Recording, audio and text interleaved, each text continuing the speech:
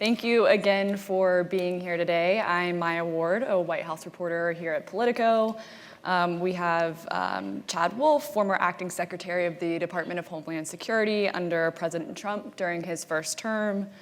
And he is here today to provide insider knowledge and expertise about the process behind the newly implemented policies under the Trump administration.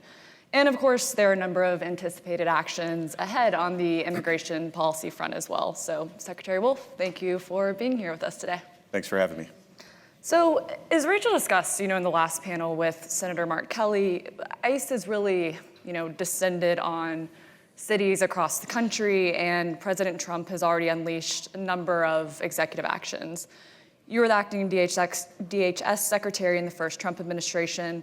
What are the key differences that you are seeing this time around? Well, I think there's a number of key differences. I think the biggest one is getting back to actually enforcing both border security law and immigration law. And I talk about those in different respects because what happens on the border trying to deter the illegal apprehensions, incursions, is very different than what you see in the interior of the country that Tom Homan and some of these enforcement actions that you see on TV and elsewhere are occurring. So I think what we saw over 4 years of the Biden administration was a deliberate attempt not to enforce the law to the fullest extent that you can.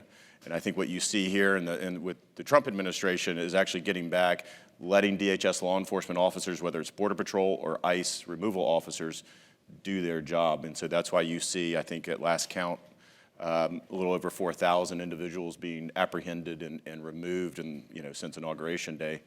And then you're starting to see those apprehension numbers along the border go down as well, right?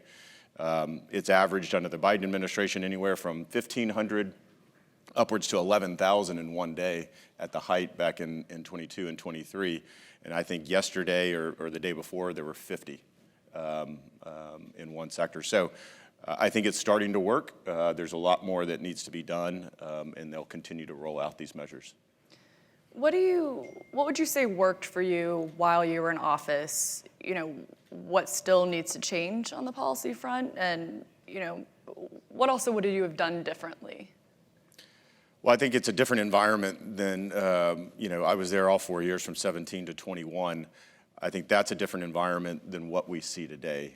A lot of folks said, well, you can just go back to what Trump did in his first term and re-implement that. And I think some of that is true, but the playing field is different today because of the last 4 years, and so you've got to alter your policies that you're putting in place.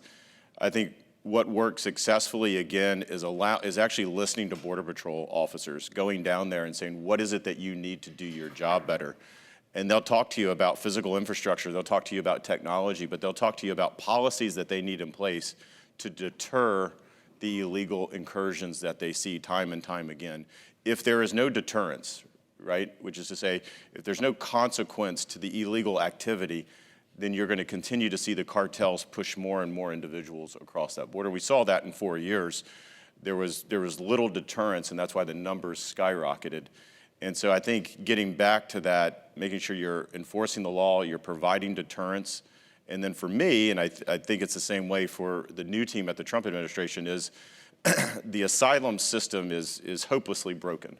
It's what the majority of people use to come across that border to come into the United States, even though the majority of them will never qualify for asylum. And so the question is, how do you find that, that 10% or 11% that truly need asylum protections, and how do you get them those protections quickly?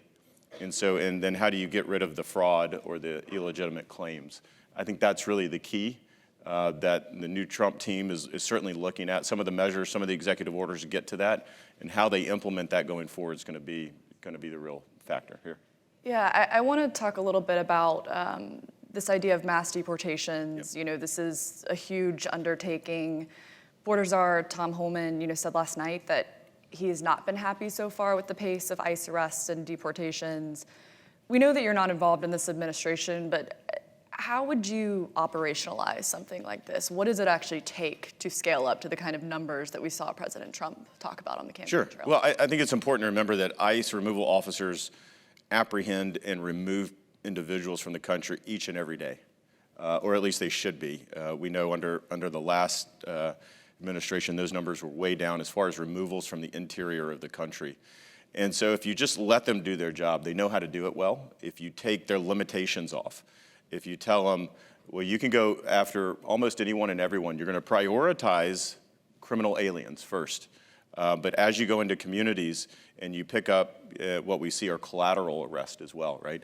So if you have to go into Chicago or New York and the mayor there, has a sanctuary jurisdiction policy that does not allow ICE to go into the jail and pick up 5 criminal aliens, for instance, right? Instead, those 5 are released into the community there in Chicago. Well, now ICE has to go in, find those 5 in the community and pick them up. And when they do that, they often find other illegal aliens with them or around them, and they'll arrest them too. And so we're in this perverse cycle that the sanctuary city jurisdictions are actually making it actually more difficult for ICE, but actually allowing them to pick up more and more illegal aliens in their communities. So I think it's very interesting. I think the goal here for the Trump team is how do you scale, right? Because ICE can remove individuals. They know how to do it. They know how to target. They know how to apprehend. They know how to detain. They know how to put them on a flight line, get them in an airframe, and then remove them. But now you're doing it at numbers that President Trump has talked about in a scale that hasn't been done before. So it's taking the existing kind of standard operating procedure and start to scale it. And so you're going to need more detention space. You're going to need more officers, which we've seen, right? You've got DEA, you've got ATF, and you've got other law enforcement officers helping. So that's great. You're going to eventually need more detention space, and you're going to need more air assets. And we already see DOD helping there. I think I heard the senator talk about maybe that's overkill a little bit. It's very difficult to find these 747s. They're chartered aircraft. There's only so many of them that ICE has access to. So having the Department of Defense with their air assets come in and to help that makes an immense amount of sense, and I think that's what we're seeing. Yeah, I mean, more on the resource front, and you just kind of hit on this, but if you could drill down on where you believe the priority should be when it comes to funding. I mean, is it tech? Is it more personnel? What exactly does that look like, and where does Congress come in? What do they need from Congress? Well, I think they probably, as they go forward, they're going to need a lot of additional resources to do a lot of different things that the president wants to see done. So whether it's physical infrastructure along the border, whether it's technology, whether it's more agents and officers, you eventually need to hire up. But hiring ICE officers or CBP officers is not an immediate switch, right? It's usually about 18 months from the time you identify them till you get them into the field. You get them through training, a polygraph, and everything else. So that's where other law enforcement officers around the country fit in there. They're definitely going to need more funding and more resources as far as detention space. And that's definitely where Congress can come in, as well as air assets, the ability to move. So DOD funding, DHS funding, whether they can move some of that money around, I think is probably all on the table. And my guess is in the reconciliation bill, they're gonna try to push, the Trump team's probably gonna try to push to get a lot of that funding so that you're not dependent on an annual appropriations for the next 4 years. And you mentioned detention capacity. I mean, at the current pace we're seeing right now, I mean, how quickly do you expect that to fill up? Well, probably pretty quick. Now, there's a number of other facilities out around the country that state and local law enforcement have access to that you can easily scale up depending on who wants to be willing to help and things of that nature. So I think it's also incumbent on the Trump team, and I know they're doing this, is figuring out a quicker way to, once you identify and detain an illegal alien criminal, and remove them and try to get that time period down from 24 to 48 hours to a matter of a couple of hours. And so if you're able to do that, then you need less detention space. So I think there's a number of challenges that the team has. It's scaling up, it's more resources, but it's also shortening the time window that normally a lot of this takes. If they can shorten it, then they need less resources. They need less money to go out and do some of the normal things that they would otherwise do. And looking at the last fiscal year, over 270,000 people were deported under the previous administration. Yep. Can the Trump administration exceed that with the resources they currently have at their disposal? Yeah, I think they can. I think it's important to keep in mind when we talk about deportations or removals, what you saw under the Biden administration is, well, let me back up. There's two different ways to count these numbers. One are basically turnbacks that you get at the border, that someone comes in and you're able to remove them very quickly. The Biden administration counted all of that as far as individuals being deported. I don't think that that's what the Trump team is looking at. I think what they're looking at numbers are in the interior of the country. So they go into Chicago or New York or Dallas or Houston, and they actually arrest individuals in the interior of the country and they remove them. I think that's where their focus and their priority will be as far as, numbers or what that looks like. The previous team, the Biden administration, their numbers on interior removals were at an all-time low. Most of those numbers that you just cited came from just turning people around at the border. And so that's important, but you're losing a big chunk of what you need to do and the deterrence. I think that can't be understated enough. A lot of what DHS law enforcement does is make sure you're holding people accountable, but you're also trying to deter illegal behavior. And so a lot of these images that you see using the military, it's all to send a signal that, the times are different than the last 4 years, that U.S. immigration law is going to be enforced and there's going to be consequences if you choose to break the law and stay here. There will be consequences. So I think it's really, really important that some of those images get out, that you now have the use of the military. And when I say that, I don't say that, just flip it. When you have cartels along that border that control almost the entire southern border on the Mexican side, they are, Border Patrol is outmatched in this capability. And so having DOD resources there makes a big difference. I wanted to talk a little bit more about the ICE raids we've been seeing. I mean, in this idea of, prioritizing public safety, national security threats. There was some data that 48% of those arrested on Sunday, had non-violent offenses or no offenses. They did cross the border illegally, of course. So in your view, do you feel like violent offenders are still the priority for this administration, or to get the kind of numbers that we know that President Trump wants to see? Is that why we're seeing them widen this pool? Well, I think a couple of things here. I've heard the president, Tom Homan, continue to talk about going after the worst of the worst. So those are the violent, criminal, illegal aliens. These are individuals that cross the border illegally and have likely either committed another crime here in the United States as well. But then there's also 1.5 million final orders of removal, right? So these are individuals that have come into the country, that have applied for some type of relief or protection. They've gone to an immigration judge probably twice, maybe even 3 different times, and every time the immigration judge has said, you don't have a legal right to remain in the United States and you need to leave, there's 1.5 million individuals that have gotten that order and have chosen to stay in the United States. Okay, so they've had due process. They've had due process at the expense of the taxpayer extensively, and that is a population that they're also looking at that they should be removed as well. If you want to enforce the law, you need to enforce the law. But made up of that 1.5 million are probably individuals that are not criminals. These are individuals that have crossed over, they've sought protection, they don't qualify for it. And so yes, you're going to see a little bit of everything. You're going to see convicted criminals or definitely violent criminals, but you're going to see these final orders of removal trying to be enforced as well. We have visa overstayers, folks that come in on a business visa or visitor visa, for a 6-month period, for instance. They'll overstay their visa for 2 years. They have been continuously. Those are individuals that also should be removed from the country. So you're going to get, I've heard this, debate of you only need to go after the criminal ones and not the civil, criminals that just cross the border and it's a civil case. I think you need to enforce the law. And I hope that the vast majority of them will be criminal aliens. That's where they should focus. But as you go into places like Chicago, New York, and Denver, and elsewhere, and you pick up those collateral arrests, right? So under the Biden administration, I'll just give you an example. If you had to target a criminal alien in a neighborhood and you would go into the house and there were 6 other criminal aliens as well, they didn't pick up any of those. They only picked up the one individual they were targeting. Now, I think for most Americans, they would say, that's crazy. You should remove all of the criminals from my neighborhood or my community.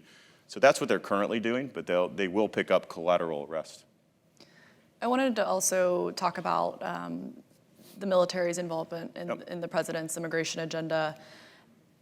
I guess what exactly do you see, what is the administration exactly asking the U.S. military on this front? I mean, how much do you believe that they will be relying on military resources and troops to really carry out their policy plans? Well, I think in two different respects. One is along the border, and we've had DOD assets along that border both under President Trump and under President Biden, doing certain activities along the border, transportation, mechanical work and other things that frees up Border Patrol, that frees up ICE to actually go out and do their job.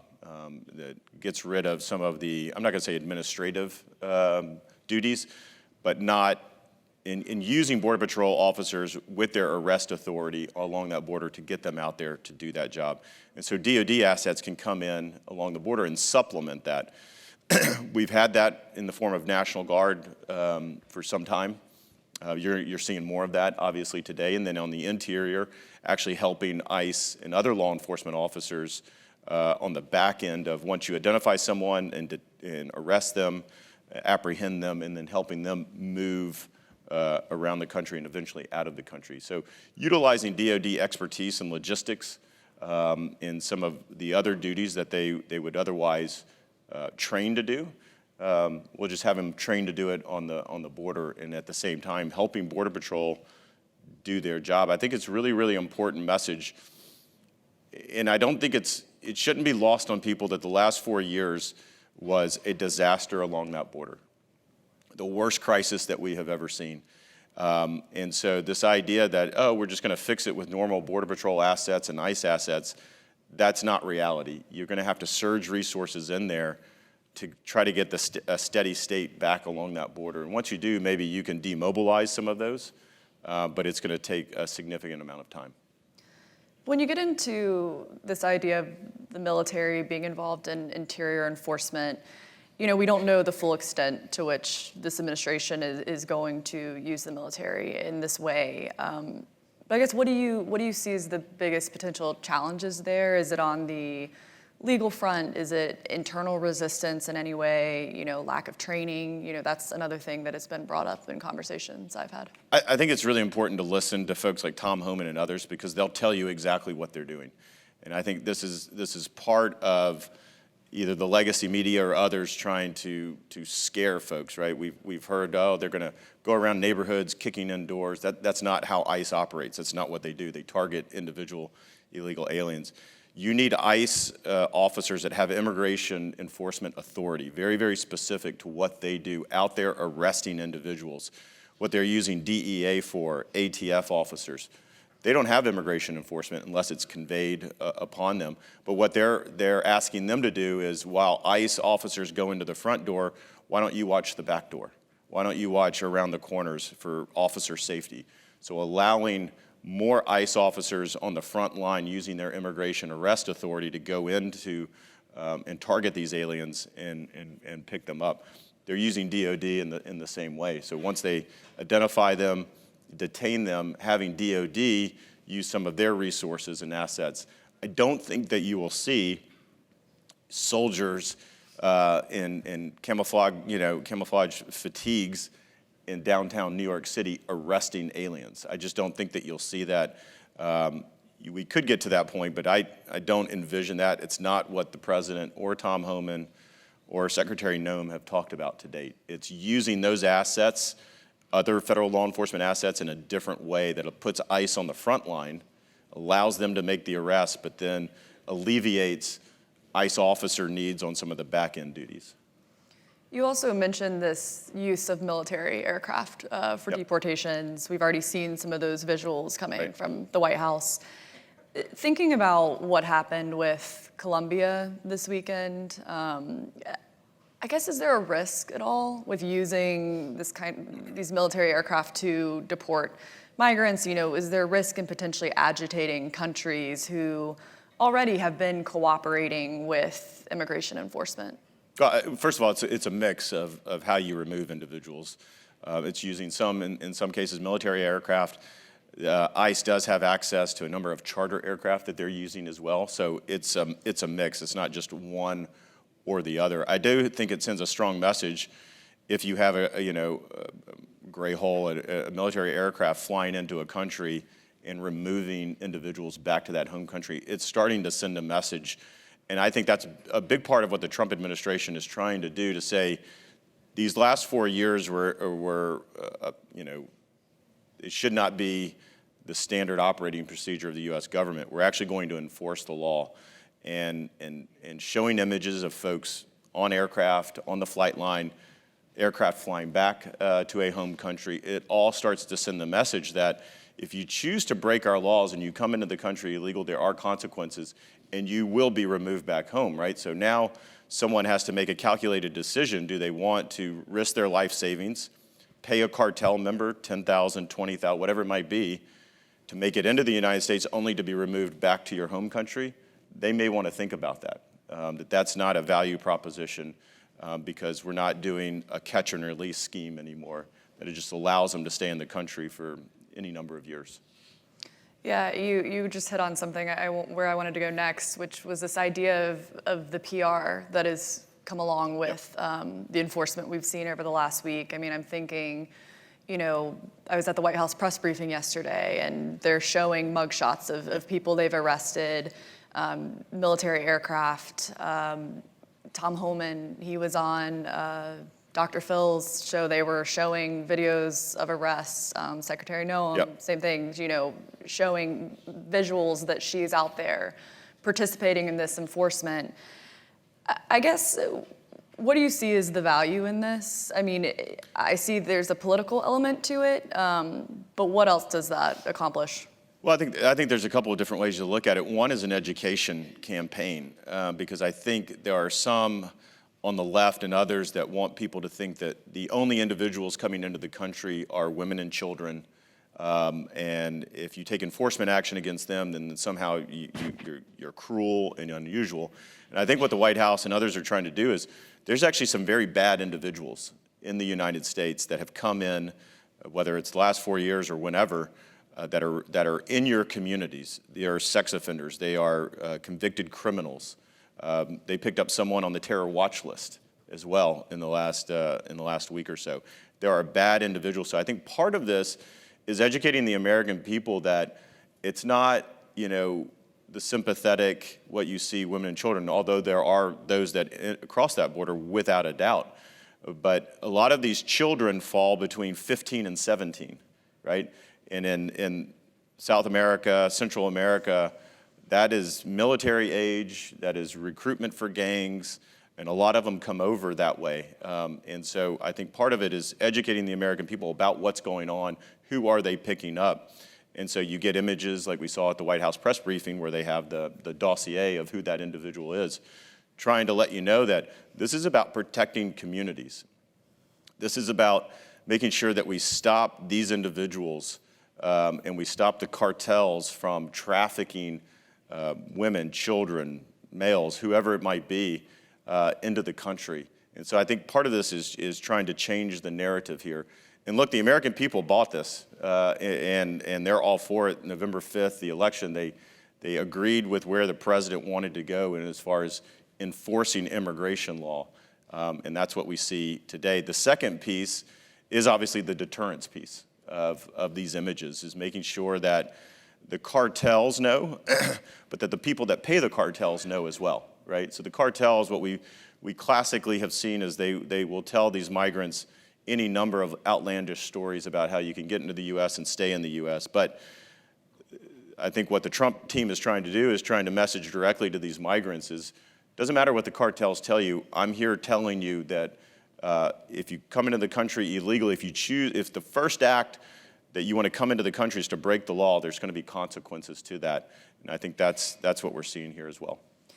Yeah, I mean, you just said it. It was a huge issue for voters this election. But we also know from Trump's first term that there is a certain point when a number of voters view some policies as too cruel. Sure. And so, there is a ton of agreement on going after criminals, securing the border. We see agreement on both sides of the aisle with that. But some voters did take issue with family separation from the first term. I guess now, with where the electorate stands, where do you see that line?